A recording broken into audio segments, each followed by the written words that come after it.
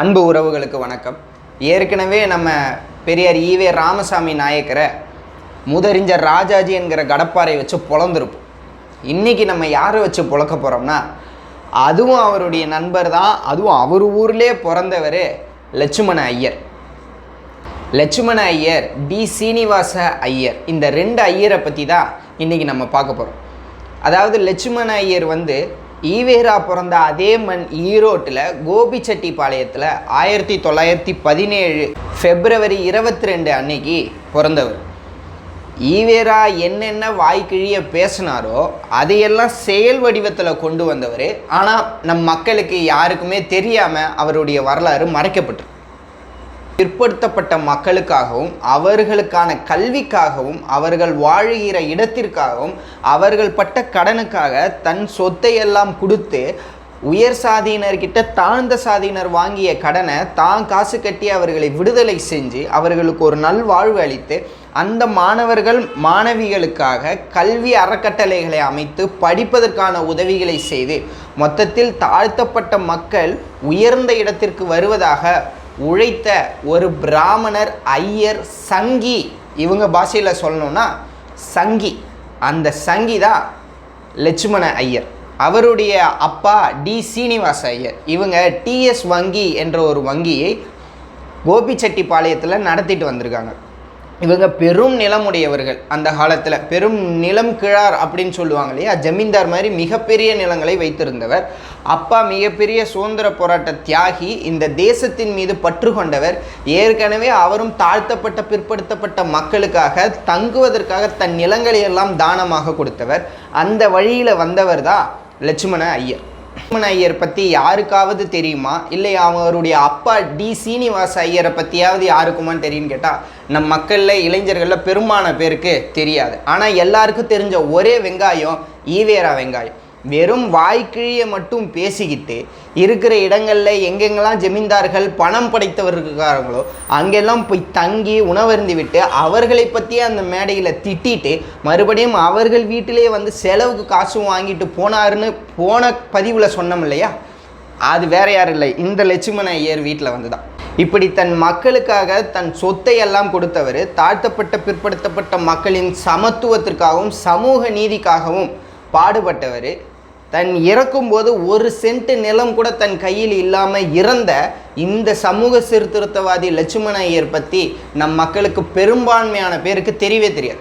ஆனால் தன் சொத்தை பாதுகாக்கிறதுக்காக கல்யாணம் பண்ணிக்கிட்ட ஈவேராவை பற்றி தமிழ்நாட்டில் இருக்க எல்லாருக்குமே தெரியும். அந்த முகத்திரையை தான் இங்கே நம்ம கிழிச்சி எறிய போகிறோம். அப்படி என்ன லட்சுமண ஐயர் பண்ணிட்டாரு அப்படின்னா, ஐயர் என்ன செஞ்சாருன்னு நமக்கு தெரியறதுக்கு முன்னாடி அவங்க அப்பா சீனிவாச ஐயரை பற்றி தெரியும். டி சீனிவாச ஐயர் ஒரு பாரம்பரியமான பிராமண குடும்பத்தில் பிறந்தவர். பிராமண குடும்பத்தில் பிறந்தாலும் தாழ்த்தப்பட்ட மக்கள் உயர்ந்த சாதி தாழ்ந்த சாதி என்ற பேதம் இல்லாமல் மக்கள்கிட்ட பழகினார். எப்பயுமே பிராமண வீட்டில் ஒரு கிணறு ஒன்று இருக்கும். அவங்க வீட்டுக்குள்ளே ஒரு கிணறு வச்சுருப்பாங்க. அந்த கிணத்துல அவங்க மட்டும்தான் தண்ணி இறைப்பாங்க, பயன்படுத்துவாங்க. ஆனால் சீனிவாச ஐயர் முதலாக தாழ்த்தப்பட்ட மக்கள், யாரை நீ தாழ்ந்தப்பட்டவன் கீழ் சாதி என்று சொல்கிறியோ அவனை தன் வீட்டுக்கு அழைச்சி அந்த காலையில் தூய்மை பணியில் இருப்பாங்க பார்த்தீங்களா, அந்த தூய்மையாளர்கள் எல்லாத்தையும் அழைச்சி நீ வீட்டுக்குள்ளே வான்னு சொல்லி அந்த கிணத்துலேருந்து தண்ணியை இறைச்சி அந்த தண்ணியை குடிச்சிருக்கிறார். எந்த சாதியும் எந்த பேதமும் பார்க்காத ஒரு பிராமணர் ஐயர். அதனால் அந்த குடும்பமே சாதிக்கட்டுக்கு உள்ளாச்சு. சாதிக்கட்டுனா எதுவும் இல்லை, அந்த சாதியை சேர்ந்தவங்களே அவங்கள ஒதுக்கி வச்சுருவாங்க. காரணம், கீழ் சாதி ஆளுங்களோட நீ புழங்கிட்ட. அந்த மாதிரி அந்த குடும்பத்துக்கிட்ட யாருமே பழக்க வழக்கம் வச்சுக்கூடாது. ஏன் கீழ் சாதி கூட பழகிட்டான் அப்படின்றதுக்காக. அந்த மாதிரி இந்த தேசத்தின் மீதும் மக்களின் மீதும் மிகுந்த அக்கறை கொண்டவர். உயர்ந்த சாதி தாழ்ந்த சாதி என்ற பேதம் இல்லாமல் ஆக்கணுன்றதுக்காக உழைத்தவர், பாடுபட்டவர் சீனிவாச ஐயர். அந்த வகையில் வந்தவர் தான் லட்சுமண ஐயர். ஆனால் இந்த ரெண்டு ஐயர், இந்த புரட்சிவாதி சீனிவாச ஐயரை பற்றியும் இந்த சமூக சீர்திருத்தவாதி லட்சுமண ஐயரை பற்றியும் நம் மக்களுக்கு தெரியும்னு கேட்டால் தெரியாது. காரணம், இந்த திருட்டு திராவிட கூட்டமும் இந்த பெரியாரும் திட்டமிட்டு இவர்களுடைய சீர்திருத்தங்களை மறைத்து விட்டார்கள். காரணம், இவர்கள் பிராமணர்கள் என்ற ஒரு காரணத்திற்காக. நம்ம ஏற்கனவே சொல்லியிருக்கோம், நம்ம பார்ப்பனியத்தை எதிர்க்கிறோம், வர்ணாசிரம கோட்பாடு கொள்கையை எதிர்க்கிறோம். அதை வைத்துக்கொண்டு நீ உயர்ந்த சாதி நான் தாழ்ந்த சாதி என்று பேதம் கற்பிக்கிறவனிடம் நீ உள்ளே வரக்கூடாது, என் வீட்டுக்குள்ளே நீ வரக்கூடாது, என் சாலையிலே நீ நடக்கக்கூடாது என்று பேதம் கற்பிக்கிற பிராமணரையும் பார்ப்பனியத்தையும் நாம் எதிர்க்கிறோம். ஆனால் நாம் அதை எதிர்ப்பது போலவே அந்த குளத்திலேயே பிறந்து அதை காலில் போட்டு நசுக்கி எல்லா மக்களும் சமம்தான் என்று உழைத்த இது போன்ற சமூக சீர்திருத்தவாதிகளை இந்த திராவிடமும் திமுகவும் திட்டமிட்டு மறைத்திருக்கிறார். காரணம், தமிழர்கள் நம்மை ஆளுவதற்கு இவர்களுக்கு ஈவேரா என்ற முகமுடி தேவைப்படுது. இதையெல்லாம் வாய்க்கிழிய பேசிட்டு இருந்த காலத்தில் ஈவேரா சமூக சீர்திருத்தங்களை செய்வதா நம்முடைய தாத்தா லட்சுமண ஐயர். இவங்க அப்பா சீனிவாச ஐயர் 1935 இந்த தாழ்த்தப்பட்ட பிற்படுத்தப்பட்ட மக்களின் நலனுக்காக அவர்கள் பிள்ளைகள் படிக்க வேணுன்றதுக்காக ஒரு விடுதி ஒன்று கட்டினாங்க. TS ராமன் என்கிற பெயரில் மாணவர்கள் படிக்கிறதுக்கான விடுதியையும், சரோஜினி தேவி என்ற விடுதியை மாணவிகள் படிப்பதற்காகவும் கட்டி கொடுத்துருக்குறாங்க. அந்த காலத்திலேயே எப்போ இந்த ஈவேரா வாய்க்கிழிய மேடைக்கு மேடை பேசிகிட்டு இருந்தால அப்போவே செயலில் இறங்குனவங்க இவங்க. மாவட்டத்தில் கோபிச்செட்டிப்பாளையத்தில் இருக்கிற கீழ்பாவனி சாகர் அணை, அதற்கான நிலங்கள், அதற்கான அரசு அலுவலகங்கள் இருக்கிற நிலங்கள், எண்ணற்ற நிலங்கள் இவங்க கொடுத்தது தான். மொத்தத்தில் சொல்ல போனால் கோபிச்செட்டிப்பாளையத்தில் முக்காவாசி நிலம் இவங்களுடையதான். ஈவேராவாக இருந்தால் என்ன பண்ணியிருப்பார், இன்னும் 4-5 கல்யாணம் பண்ணி சொத்தை பாதுகாத்திருப்பாரே ஒழிய தாழ்த்தப்பட்ட பிற்படுத்தப்பட்ட தலித் மக்கள் என்று வாய்க்கிழிய பேசின அவர்களுக்காக அவர் ஒரு திண்ணை பள்ளிக்கூடம் கட்டியிருக்கிறாரு. இல்லை, தன் சொத்துக்களில் அந்த பிள்ளைகளுக்கு பள்ளிக்கூடங்கள் கட்டி கொடுத்துருக்கிறாரு. ஒரு திண்ணை பள்ளிக்கூடம் கட்டி ஆசிரியர்களை நியமித்து இந்த தாழ்த்தப்பட்டவன் சூத்திரனாக இருக்கக்கூடாது, இவன் படித்து மேலே வரணும் அப்படின்றதுக்காக இவர் ஒரு காணி செலவு பண்ணியிருப்பாரான்னு தெரிஞ்சவங்க கமெண்டில் சொல்லுங்கள். சீர்திருத்தங்களையும் செய்த லட்சுமண ஐயர் இந்த சமூக சீர்திருத்த பணியில் ஈடுபட்டதற்கான முக்கியமான காரணம், அவங்க அப்பா ஏற்கனவே இதை செஞ்சுக்கிட்டு வந்தாலும் 1942 திருமணம் ஆகிட்ட பிறகு காந்தியடிகளை பார்க்க போகிறார்.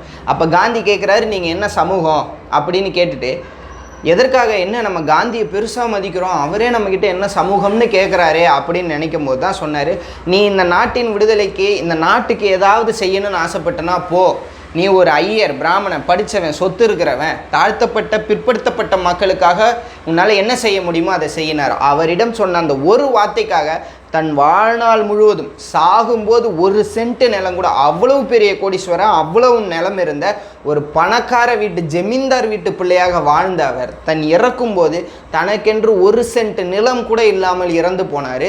தான் கொடுத்த ஒரு வாக்குக்காக நம்முடைய தாத்தா லட்சுமண ஐயருக்காக நம்மை போன்ற மக்கள் படித்து மேம்பட்டு வரணுன்றதுக்காக நிறைய எண்ணற்ற தியாகங்களை தன் நிலங்களை எல்லாம் கொடுத்துருக்கிறார். 60-70 ஏக்கர் தானமாகவே மக்களுக்காக கொடுத்துருக்கிறாரு என்று அவர்கள் குடும்பங்கள் சொன்ன தகவல் இது. அதற்கப்புறம் 1952 நகரசபை தேர்தல், கோபிச்செட்டிப்பாளையம் நகரசபை தேர்தலில் தலைவராக தேர்ந்தெடுக்கப்பட்டு தாழ்த்தப்பட்ட மக்கள் பொது கிணறுகளில் தண்ணி எடுத்து குடிக்கலாம் என்ற நிலையை முதலாக உருவாக்கியவர் அவர்தான். நம்ம சொல்கிறோம் சமத்துவம் பேசினார், சமூக நீதி பேசினார், மக்கள்லாம் இன்றைக்கி சாதி பேர் பின்னாடி போடாமல் இருக்கிறதுக்கு இந்த ஈவேரா ஈர வெங்காயம் தான் காரணம்னு. அப்படிலாம் ஒன்றுமே கிடையாது. அதெல்லாம் இந்த திமுகவும் திராவிட கழகங்களும் கட்டமைத்த பொய். உண்மை என்னன்னா, அதற்காக உண்மையிலே உழைத்தவர்கள் இந்த மாதிரி லட்சுமண ஐயர், சீனிவாச ஐயர், முதறிஞர் ராஜாஜி போன்றவர்கள் தான். உண்மை. அவர்கள் ஐயராக இருக்கலாம், ஐயராக இருந்தாலும் எந்த வர்ணாசிரம கோட்பாடுக்காக, மனுஸ்மிருதிக்காக இந்த பிராமணர்களையும் ஐயரையும் நம்ம வெறுக்கிறோமோ, இவர்கள் சொல்கிறோமோ, அந்த சமூகத்திலிருந்தே வந்து சமூக சீர்திருத்தங்களை செய்தவர்கள் இவர்கள்.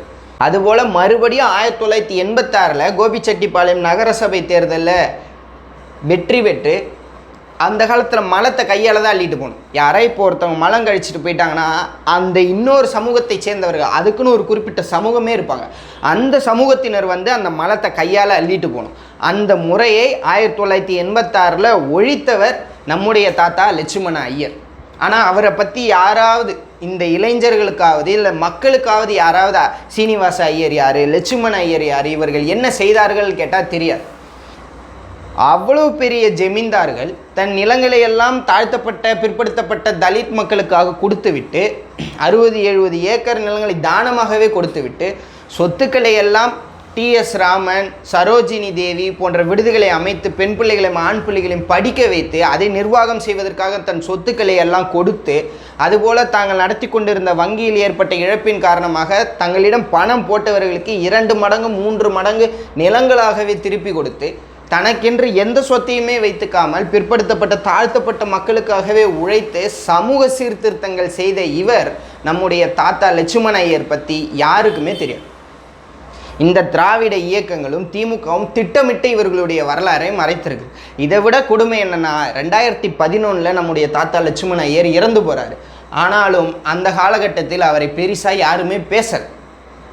காரணம், இது போன்ற சமூக சீர்திருத்தவாதிகள் பிராமணர்களில் இருந்தும் சில பேர் இந்த மண்ணின் சமூக சீர்திருத்தங்களுக்காக, சமத்துவத்திற்காக, சமூக நீதிக்காக உழைத்திருக்கிறார்கள் தெரிஞ்சால் இந்த ஈவேரா ஈர வெங்காயத்தோட பித்தலாட்டங்கள் வெளியே தெரிஞ்சிடும்.